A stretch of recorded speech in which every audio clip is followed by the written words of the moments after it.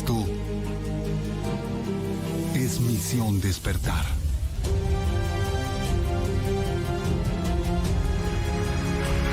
Muy buenas noches, bienvenidos queridos amigos a Misión Despertar, hoy jueves, ya en vivo, transmitiendo desde acá de la ciudad de Miami y dándole las gracias por acompañarnos otra transmisión más acá en Misión Despertar a través de la www.jltradio.com.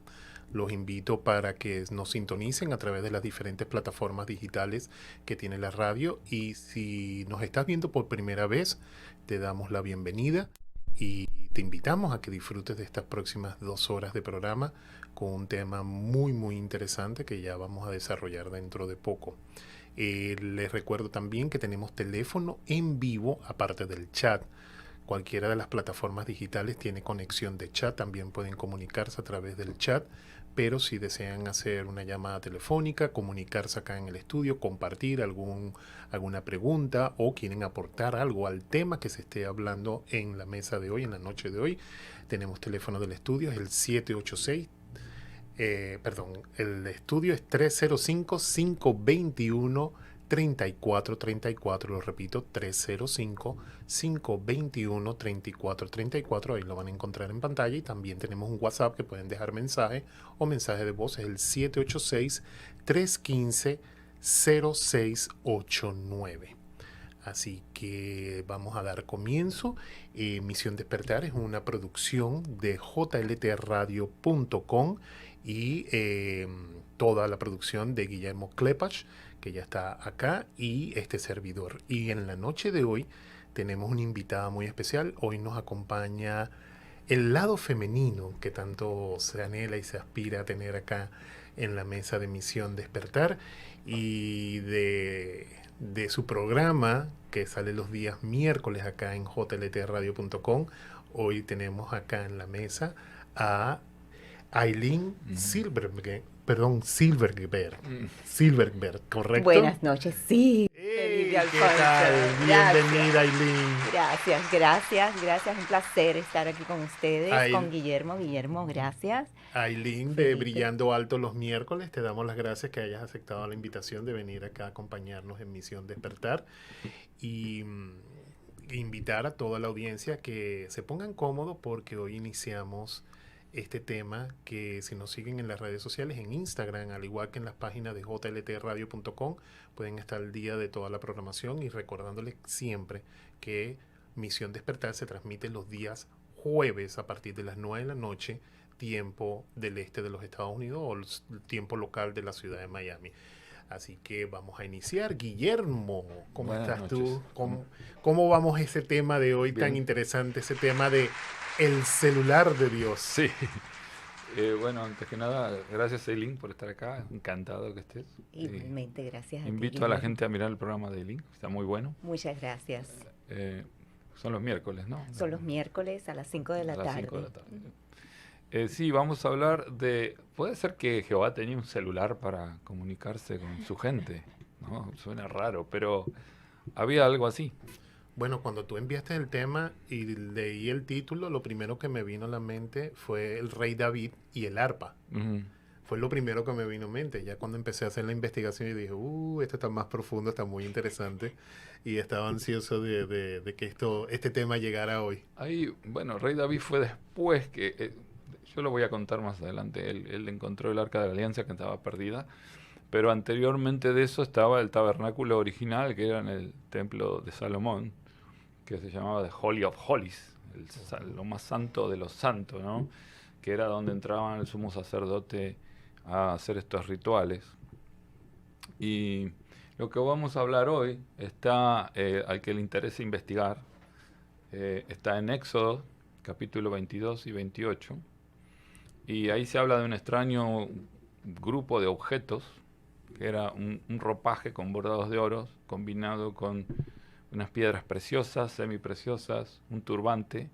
Había una especie de vincha de oro que lo llaman diadema, que iba en la cabeza, unas campanitas de oro, y otros ornamentos que Jehová exigió hacer, todo eso en forma de atuendo. y dio órdenes minuciosas de cómo hacerlo. Y este atuendo permitía que el sumo sacerdote de los hebreos se comunicase directamente con su Dios, Jehová. Entonces ahí recibían mensajes, instrucciones, y que entraremos en detalle un poquito más adelante, ¿no? Interesantísimo. Sí. Interesantísimo. Y que para aquellos que leen la Biblia en Éxodo, Sí.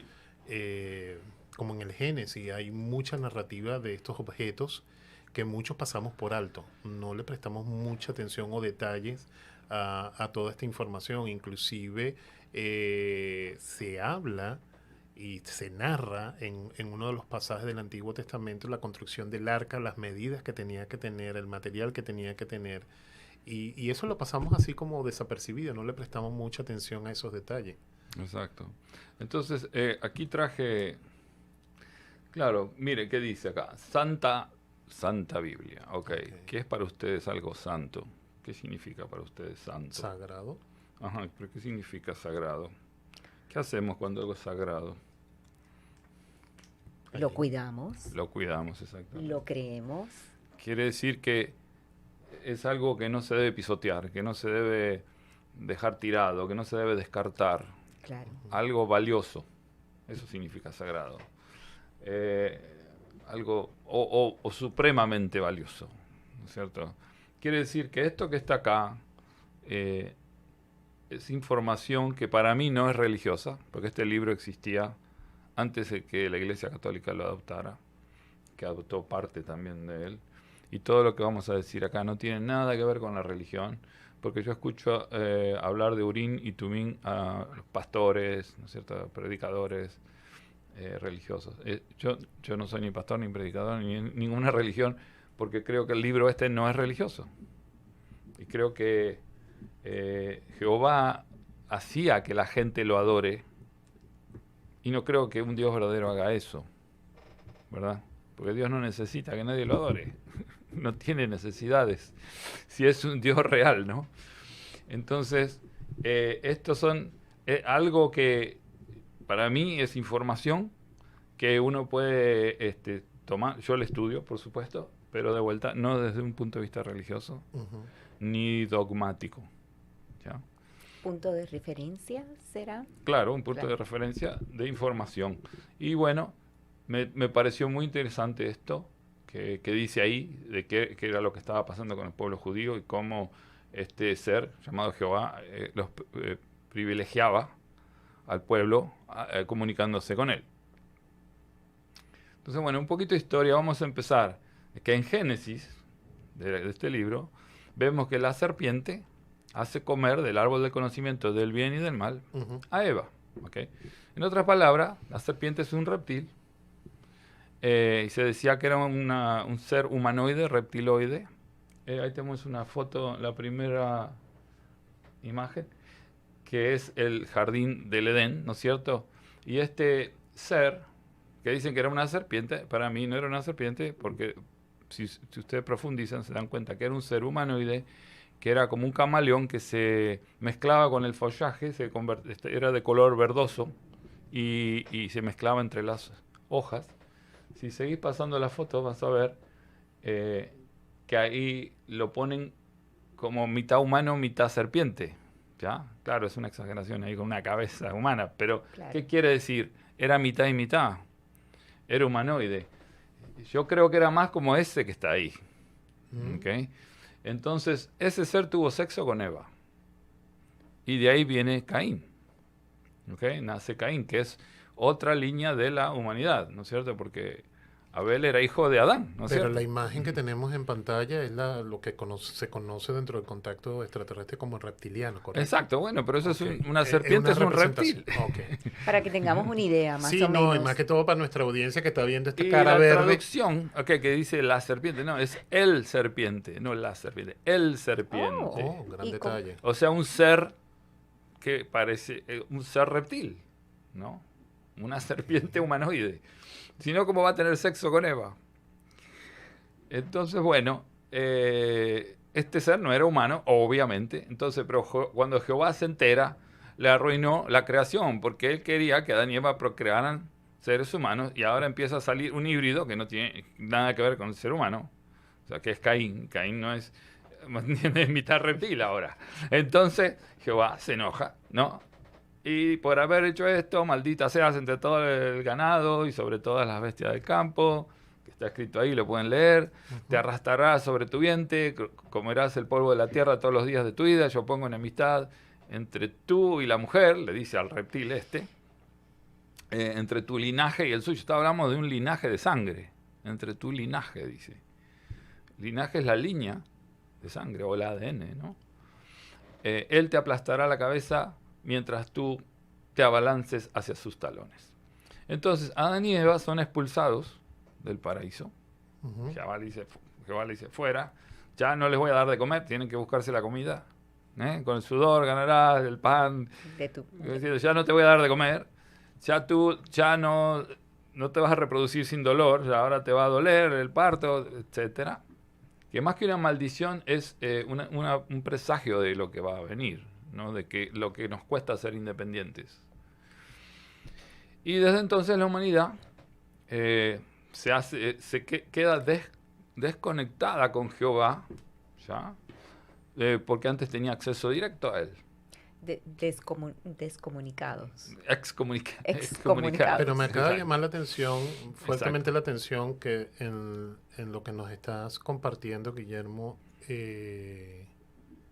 esa parte de que habla de que el linaje, o sea, da a entender de que antes de Adán y Eva hubo un linaje. El linaje del serpiente. El serpiente. Que es un linaje reptiliano, ¿no? Obviamente. Linaje también se puede decir lineaje, o sea, la línea de descendencia. Ajá. ¿De dónde viene? ¿Ya? Y como dije, no era... Hay otras fotos que tú vas a ver cómo la serpiente, por ejemplo la 4, 5 y 6, mira cómo era un humanoide, entonces podía tener sexo con ella. Pero luego, miren cómo la serpiente se mimetiza y no parece una serpiente para nada, parece una flor. Parece una flor. Y esa es la manera, y incluso con el mismo color de las plantas que lo rodean, ¿no? Y bueno, son cosas para pensar. No voy a seguir en ese tema porque lo nuestro es el Urim y el Tumim. Pero bueno, desde entonces la humanidad queda desconectada. Dice, caminaban con Dios y se comunicaban con Dios antes de la expulsión sin necesidad de tener intermediario o sumo sacerdote.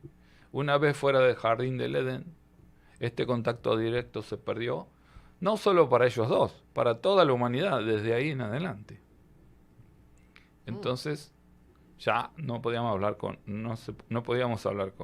Jehová. Entonces, mucho tiempo después es cuando Jehová elige al pueblo de Israel y necesita comunicarse con ellos.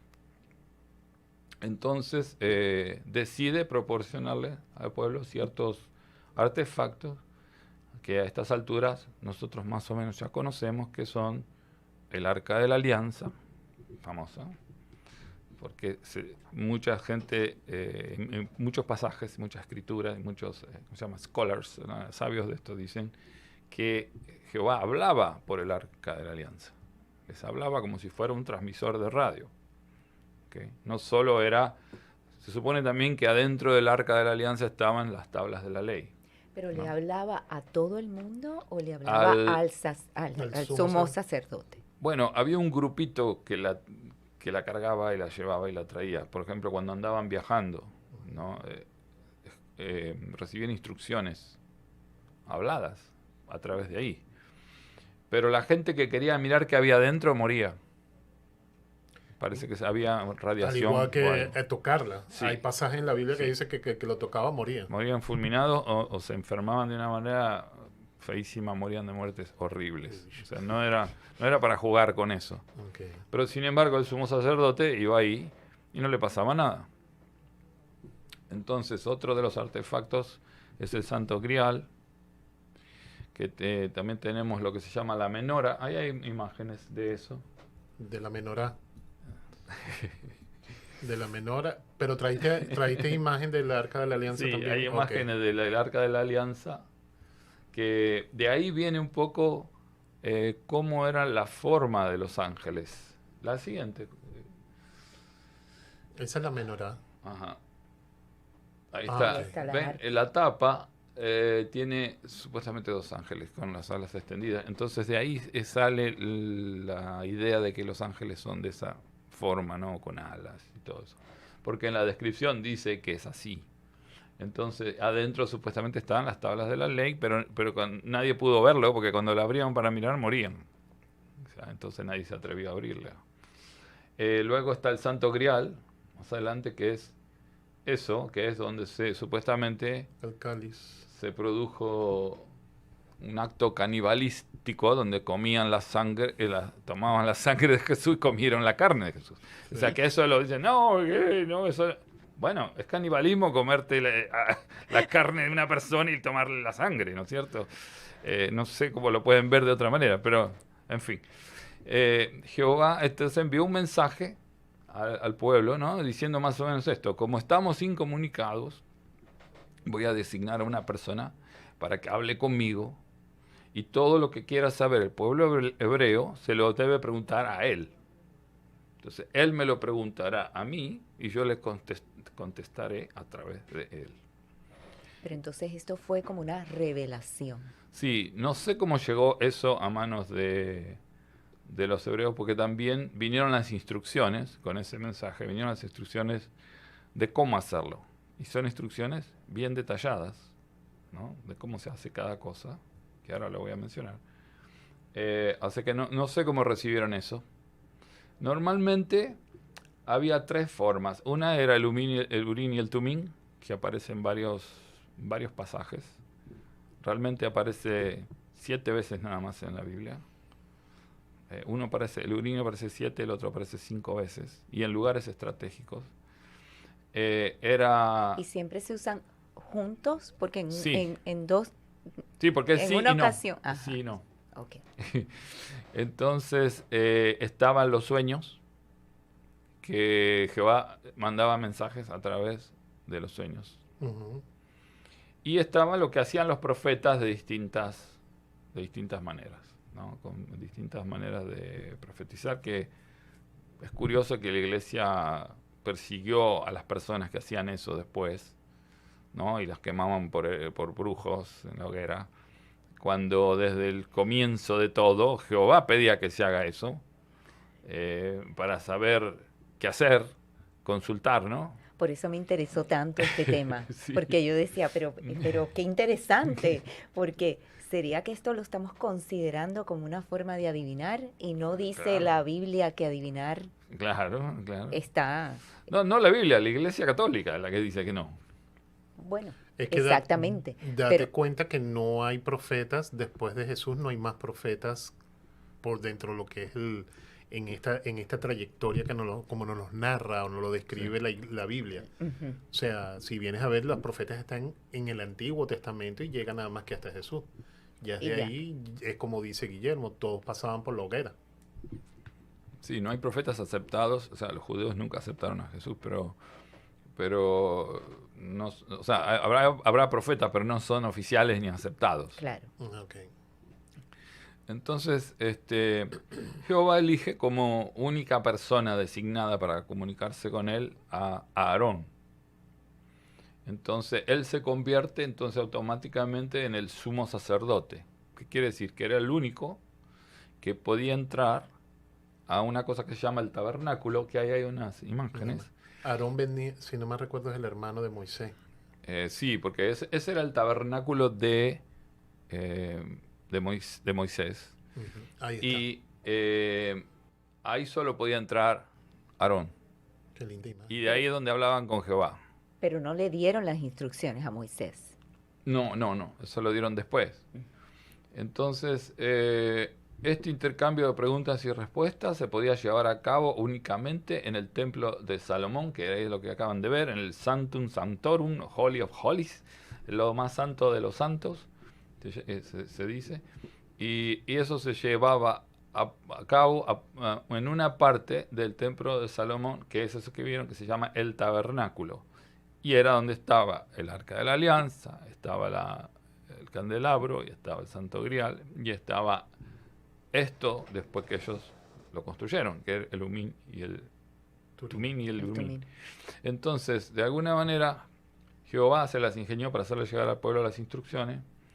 Es una serie de ropa que estaban combinadas con piedras, como dije, una especie de vincha que se llama diadema, ¿no? Y esa era en la alquimia del conocimiento traído de los ángeles caídos. Se decía cómo hacer el oro monoatómico, que supuestamente se lo comían. ¿Es como una diadema? Sí, una diadema, ajá. Que tenía que ser de oro puro, de ese oro que los ángeles caídos dijeron cómo se hace. Ese oro dicen que se lo comían y le permitía vivir miles de años a las personas que comían ese oro. Interesante. ¿Okay? Entonces había unas campanitas que habían que hacer también de ese mismo oro. Luego le pidió Jehová que hicieran hilo con ese oro. Y en la tela hay mezclado hilo de oro con los otros hilos, que ahora voy a decir exactamente cómo Jehová los pidió.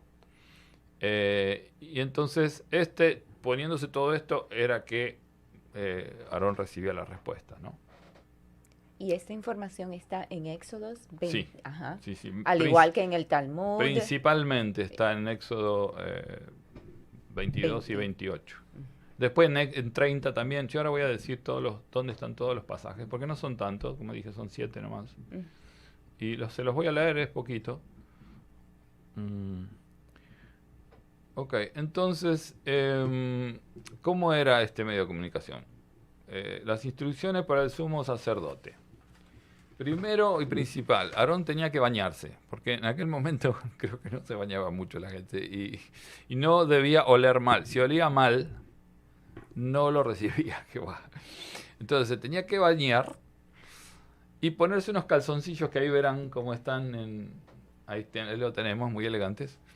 ¿Y cómo le llamaban a los calzoncillos? Yo quiero saber. Los calzones. Calzones. Unos calzones de lino blanco. Todo esto tenía que hacer sin costura, no sé cómo lo hacían, creo que tenían que cortar la tela entera y no sé cómo lo agarraban.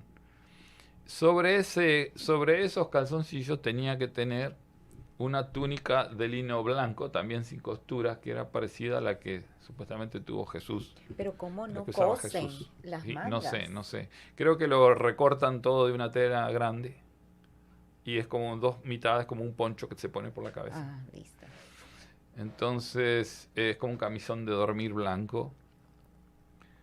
Sobre esa túnica blanca se debía poner otro que era azul. ¿Okay? Que era sin mangas, era también similar a un poncho largo, le llegaba un poco por debajo de las rodillas, el otro le llegaba hasta los tobillos. En general, si ustedes ven los atuendos de las vírgenes, es blanco y azul así. Correcto. Celeste. Nosotros llamamos celeste, ese color light blue. La Virgen de Guadalupe está vestida así, la Virgen Santo Rosario está vestida así. Cuando yo fui a Brasil, nos pedían eso, o vestirnos de blanco o de azul. Ah, interesante. Porque si no, no nos podían ver. Y después Y Lourdes también. La La Virgen de Lourdes. Lourdes, blanco y azul. Total. pedían que el edificio se pinte de blanco y azul. Por eso estás vestido tú de blanco y azul hoy. Sí, claro, estoy vestido para que me vean. Y espero que no me fulminen por lo que estoy diciendo. También el borde inferior de esta túnica azul,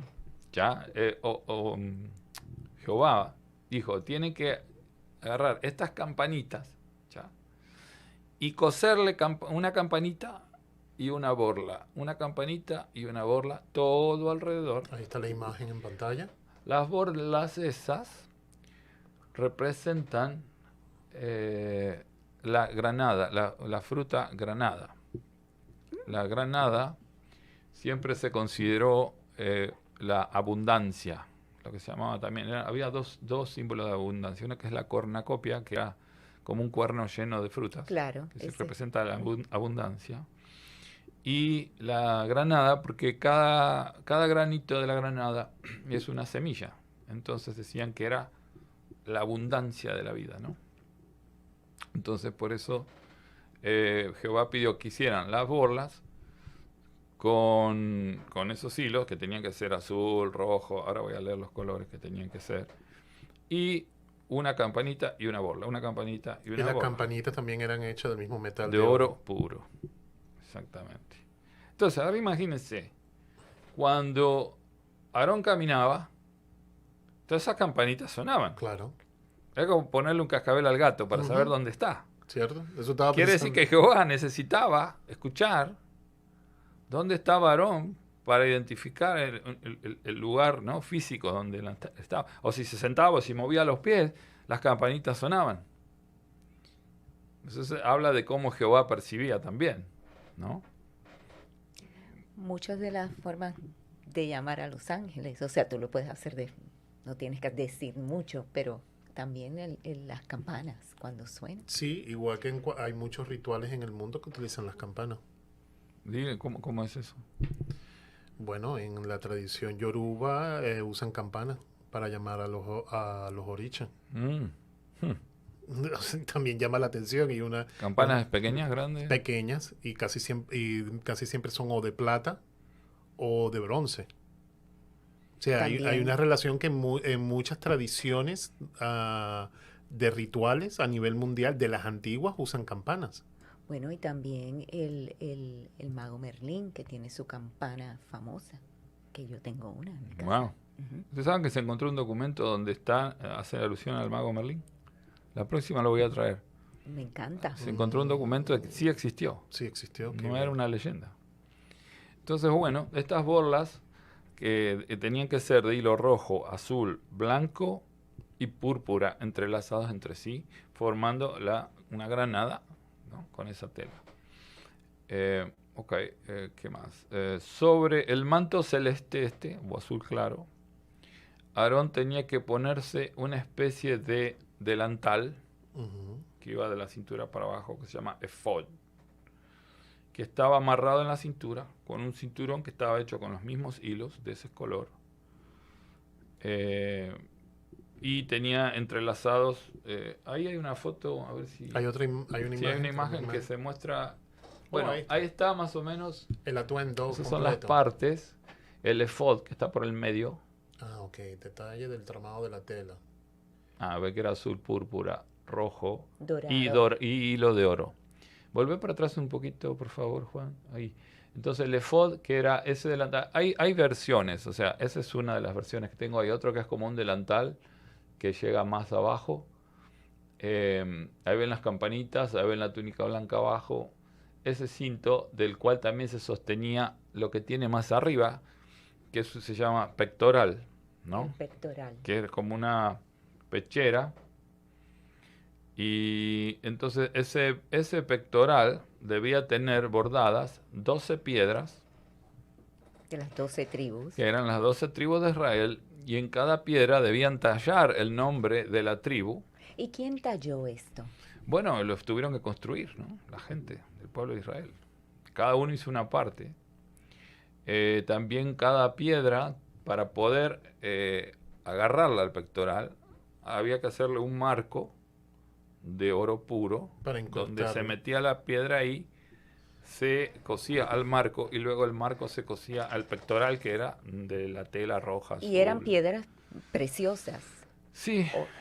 Bueno, voy a decir ahora qué piedras eran, ¿no? Ok, ahí tenemos una imagen de más o menos Sí, las piedras eran 4 columnas y 3 piedras en cada columna, o sea, de 3 por 4. Entonces la primera fila de piedras debería tener un rubí, un topacio y una esmeralda. Tal vez ahí no está exactamente igual, ¿no? La segunda fila debe tener una esmeralda, un zafiro y un diamante. Ok. La tercera fila era un circón o circonia, o también le llaman ligur o liguria, que es una piedra roja con líneas, una piedra o roja o tiene líneas rojas. Un ágata, que es también rojo o gris, y una amatista, que es violeta translúcido así. La cuarta fila tiene un berilio, que es azul, que es parecido a... Ahí no está. Que es parecido a lo que usan, la piedra que usan los nativos americanos, que es azul. Que es como un lapislázuli, Un lapislázuli. Exacto. un tono así sodalita, lapislázuli. Eso es un berilio. Berilio. Después, ónix, negro, la segunda. Y la tercera era un jaspe rojo. Entonces, Y eso... tenía tallado los nombres el nombre de cada tribu. de cada tribu. Entonces estaban las 12 tribus. Y esa piedra tenía el marco, con el marco estaba cosido, y luego el pectoral tenía que tener 4 cadenas de oro puro que la sostenían 2 cadenas desde los hombros y 2 cadenas a la faja del efod, que se llama, Ok. que era el delantal ese. Ahí tenía tenemos ese una efod. imagen cómo lucen las cadenas. Ok. Y arriba sea, también tiene 2 piedras de jades. ¿Ven que tiene un marco para poder coserla? Es un traje bien elaborado. O sea, Por eso- Elaborado, o sea por que eso tiene que es- pesar. Eso Jehová Sí. dijo todo eso exacto como que lo quería. Instrucciones. Nadie puede inventar pero nada. llevemos nuestra mente a ese aquel tiempo. momento. En aquel Mm. tiempo. Estamos hablando aproximadamente que 2 milenios atrás, 3 milenios. Sí, no sé. 3. No se 3, sabe. 4, o sea, estamos hablando, Éxodo fue aproximadamente 5.000 años antes de Jesús. Claro. Tremendo. Imagínate, Aproximadamente, o sea, para tener ese detalle. y en ese tiempo que todo era, no era la manufactura que tenemos hoy No, en día, la claro. tecnología de hoy en día, No, todo era todo a manual. mano, claro, un Todo a telar mano. manual. Ujú. Ujú. Sí, sí. Entonces, el marco ese se sujetaba con las cadenas de oro puro a los hombros y después estaba atado a los lados del cuerpo. Y luego, al efod era con una tira de azul. Estaba amarrado. O sea, las cadenas de oro en las puntas tenían unas argollas. Ujú, ahí lo De esa argolla había... ahí está, la argolla era de oro y entonces tenía eso azul, estaba atado ahí para que no se le saliera. Oye, sobre todo un proceso, aparte de la fabricación del atuendo, el vestirse. Sí, era un lío. Entre Es- varios lo vestían. Eso- Entre varias personas. Ah, lo oye, vestían. Sí. todo es un protocolo de vestimenta. Exactamente, sí. Sí, sí. Y bueno, también el pectoral era una tela larga, doblada al medio. Uy, perdón. Doblada al medio. Y entonces, de tal manera que Aarón podía meter las manos adentro. Era como una especie de bolsa, como estaba doblado al medio así. Como lo usan los futbolistas, que se ponen las manos. Entonces dentro podía del- meter las manos. Como un pouch. Sí, Ujú. exacto. Ujú, un bolsillo. Exactamente. Entonces, en la cabeza, una próxima foto debía tener como un turbante que el nombre es mitra, un turbante también de tela, lino, blanco, etcétera. Y arriba de la mitra, entonces Jehová quiso que ponga la diadema de oro puro con esas inscripciones. Esa inscripción significa santidad al Señor.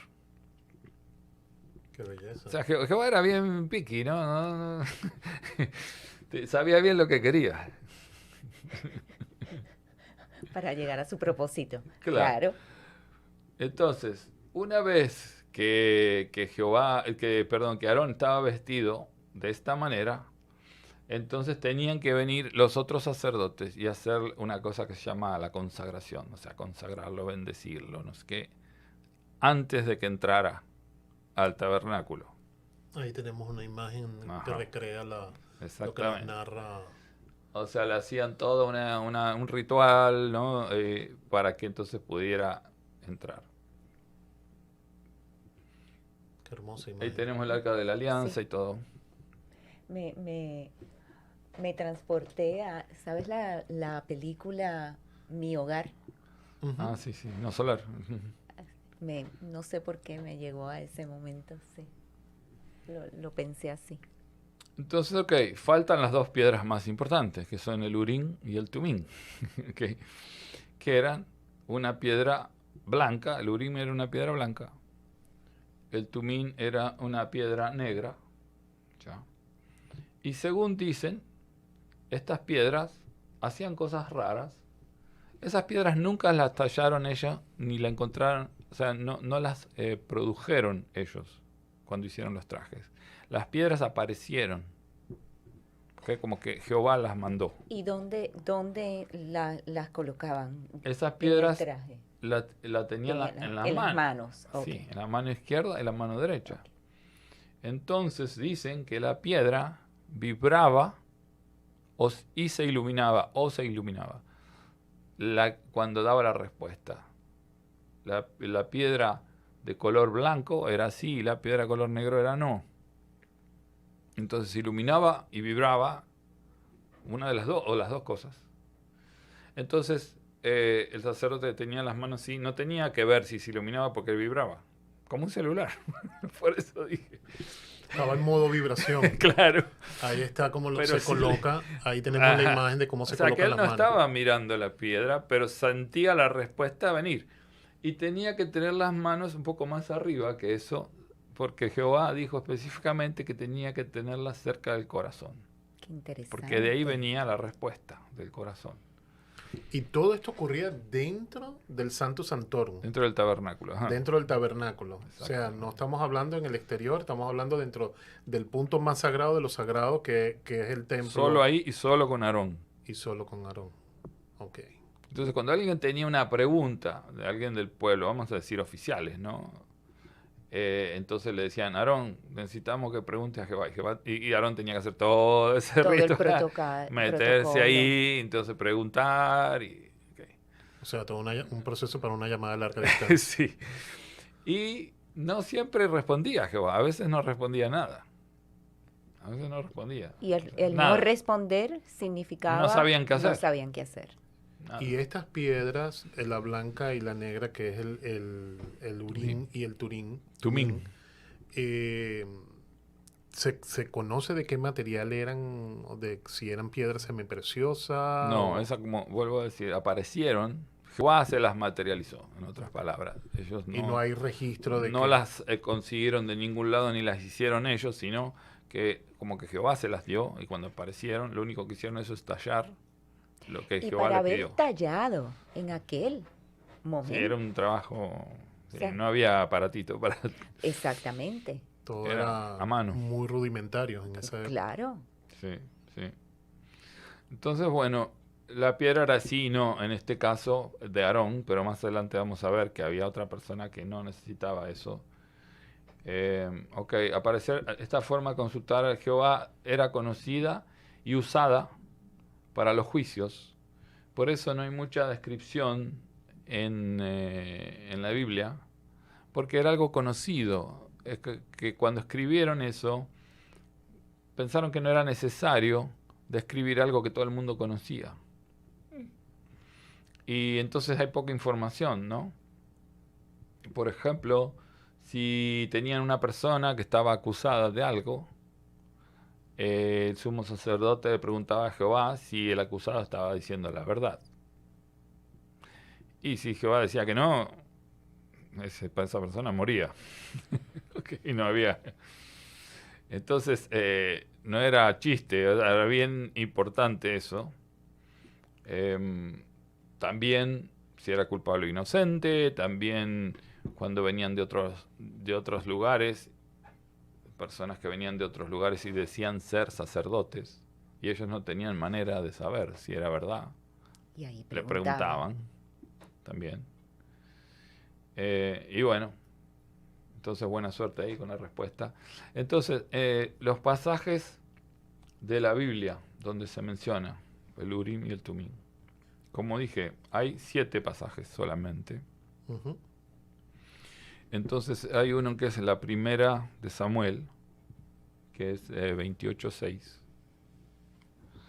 Y dice, y consultó Saúl a Jehová, pero Jehová no le respondió ni por sueños, ni por Urim, ni por profetas, que eran las 3 maneras de obtener respuesta de Jehová. O sea, los profetas que recibían mensajes, o las personas, tal vez por sueños, a veces el sumo sacerdote, a veces no, y el Urim. O sea, era como que el Urim era una de las maneras conocidas. Es interesante ¿No? porque no mencionan el Tumim en ese... Claro, dicen Urim porque, a ver, ¿qué significa sí? ¿Y qué significa no? Realmente, o sea, a nivel profundo. Sí significa que eso es posible que ocurra, que se puede hacer, que se puede llevar a cabo, que va a proliferar, que tiene futuro. Y no significa que de ahí no va a pasar, que no tiene futuro, que no va a proliferar, que no, ¿no es cierto? Que no es posible. Sí, que O sea, no hay que nada, que no hay nada. No es que- solo sí y no, es mucho más profundo, ¿no es cierto? Entonces, el Urim era el sí. Entonces, si no le contestó por Urim, quiere decir que era no. O sea que la piedra no tenía que vibrar. En este caso, en ese claro, caso, no no. hubo respuesta, entonces, a veces Jehová era como neutro, es como que les decía, no quería meterse como diciendo, decidan ustedes. Sí, porque No era algo que él quería o no por quería. asuntos tan banales y tan... Ajá, le daba igual. Exacto, esto no se podía usar para ver quién iba a ganar el partido de fútbol, ¿no es cierto? Esto era para algo donde el sumo Que sacerdote, ameritaba, que claro, ameritaba. que afectaba a todo el pueblo judío.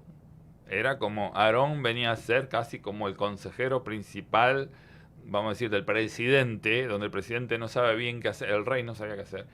Y lo que decía Aarón iba a afectar a todo el pueblo. Claro, como tomar una decisión de una invasión, una guerra Exacto. o Ese tipo de una preguntas. avanzada. No eran cosas banales y, Ajá. ¿no es cierto? Si me quiere la chica de enfrente, está enamorada de mí, eso no, Sí, no se podía preguntar eso. ¿ok? Sí, sí. Si me caso con la chica que vive en la tienda del frente, la Exacto. tienda... Entonces, Del otro lado del campamento. claro, tenemos que tener eso en mente, que eran preguntas trascendentes o para condenar a alguien. O sea, directamente, ¿no? Hacer justicia. Entonces, eso fue, ok, la primera de Saúl es una. La segunda, en la primera de Samuel también, perdón, no de Saúl, de Samuel, hay otro pasaje que habla de Saúl, que es el 14, versículos 41 al 43. Y dice, entonces dijo Saúl a Jehová, Dios de Israel, da suerte perfecta. Y la suerte cayó sobre Jonatán y Saúl, y el pueblo salió libre. Y Saúl dijo, echad suertes entre mí y Jonatán mi hijo. Y la suerte cayó sobre Jonatán. Entonces Saúl dijo a Jonatán, declárame lo que has hecho. Y juntas se lo declaró y dijo, ciertamente gusté un poco de miel con la punta de la vara que traía en mi mano. Claro, porque también utilizaban las varas. Ajá. Y él agarró un poco de miel, entonces le pregunta a Jonatán, ¿y? O sea, como diciendo, ¿cuál es la respuesta? ¿He de morir?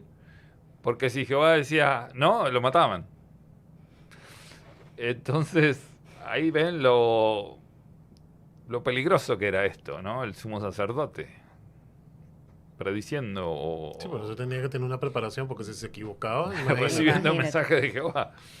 Entonces, ¿he de morir? Pregunté, es como que, wow. Porque agarró un poquito de miel con una vara. Pero el tema era que le estaba mintiendo a Saúl. Entonces usó el Urim y el Tumim para ver si le estaba mintiendo. ¿Ok? Y entonces él confesó que sí le estaba mintiendo. Entonces está diciendo, bueno, ¿cuál es el castigo? ¿Me van a matar? Luego, un libro que se llama Esdras, que está en el versículo 2, 61 y 62, Ujú. también se conoce en la Biblia, aparece como Nehemías 7:65. Y dice, los siguientes regresaron de Tel Melach, Tel Harsá, que era Uf, Adón e Iner, son ciudades que había. Pero no pudieron demostrar ascendencia israelita. Para poder entrar en la tribu de Israel tenías que ser israelita o estar casado con un israelita. Ujú. Entonces esta gente no lo podía probar. ¿Y qué pasaba? Entonces tenía que ir el sumo sacerdote con el Urim y el Tumim a ver si era o no, si estaba casado o casada con alguien, ¿no? Y acá eso es lo que dice este pasaje, ¿no? De los dos descendientes de Delaías, Tobías y Necoda, de entre los sacerdotes, los siguientes tampoco pudieron demostrar su ascendencia israelita. Los descendientes de Jabaías, Cos y Barzilai. Este último se casó con una de las hijas de un galaadita llamado Barzilai, del cual tomó su nombre. Estos buscaron sus registros genealógicos, pero como no los encontraron, fueron excluidos del sacerdocio. A ellos el gobernador les prohibió comer de los alimentos sagrados hasta que hubiera un sacerdote preparado que pudiera decidir su suerte por medio de Urim y Tumim. Mientras tanto estaban como a un lado, no sabemos si eres judío o no, así que vas a tener que esperar que venga un sacerdote que sepa cómo preguntar y a ver qué hacemos. Y probablemente si descubrían que estaban mintiendo los mataban. Claro. O sea, ahí no era chiste. Me llamó mucho la atención que en Saúl narra de que Dios, o en este caso Jehová. No se iba a no le respondió, no se comunicó con él ni a través del sueño ni a través del Urim y el Tumim. O sea, está revelando que él también se comunicaba a través de los sueños. Ni por profeta. Claro. No solamente a través del Urim y Tumim, también él tenía una comunicación. Era muy importante los sueños. Muy importante. En la antigüedad se consideraban... Si uno soñaba que tú venías a la casa y le robabas, iba y te mataba. Como si lo hubieras robado de verdad. Porque era una revelación. Sí, ya, soñé eso y eso es la verdad. Pero esto es como un oráculo. Si se viene a ver, es un oráculo. Pues eso Claro. pienso yo. Claro. Lo que pasa es que es un oráculo permitido por Jehová, porque Jehová fue el que lo pidió. Y es una forma de consultar, es una forma de obtener respuesta de sí o no. Exactamente. Entonces, Es una forma de adivinar, Sí. ¿verdad? O de entender qué era lo yo que no Jehová... yo no diría tanto adivinar, yo diría más que todo confirmar la información que estaban recibiendo. O por lo menos tener una respuesta directa o clara a través del Urim y Tumim, el sí y el no, porque si vienes a ver es como una ficha prácticamente. Una te da la respuesta como lo describió él, una te da la respuesta afirmativa y la otra te da la respuesta negativa. Claro, y una de las preguntas que yo le tenía a Guillermo, ¿verdad? Porque para mí, yo lo primero que pensé cuando escuché este tema, dije, bueno, esto es como litomancia. Litomancia, ajá. Pero mientras escucho la plática, ¿verdad? Lo que estás explicando, en la litomancia tienen que tirar o lanzar las piedras como un oráculo. Y es utilizado como un Para oráculo. nuestros amigos que nos están escuchando, puedes un poquito ampliar la palabra litomancia, porque posiblemente muchos para allá es primera vez. Es la forma de poder adivinar. Ese es el proceso de adivinación utilizando piedras. ¿Eso no es como la runa vikinga? Las runas sería ¿O las una runas? forma. Claro, forma las de runas es una forma de litomancia. En litomancia, por ejemplo, tenían piedras de colores, montones. Entonces hacían círculos en el suelo, como si fuera un blanco, ¿no? Un círculo pequeño, más grande, círculos concéntricos, y arrojaban las piedras. Dependiendo de la que llegaba más cerca del centro, era sí o no, y las otras iban más.